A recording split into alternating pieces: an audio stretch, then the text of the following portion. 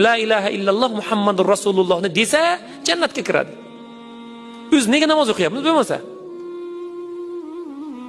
La ilaha illalloh Muhammadur Rasulullohni aytsa, vafot etsa, bo'ldi, jannatga kirar ekan.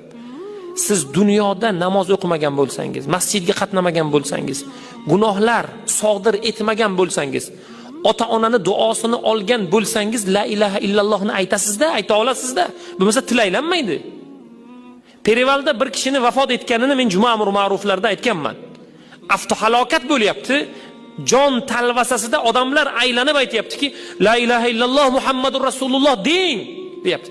Uni og'zi qimirlayapti. Bir yigit aytayapti, nima deyotgan ekan deb quloqini og'ziga qo'ysa, 3 tasi 1000. Ko'proq olsangiz arzoniga beraman, deyapti.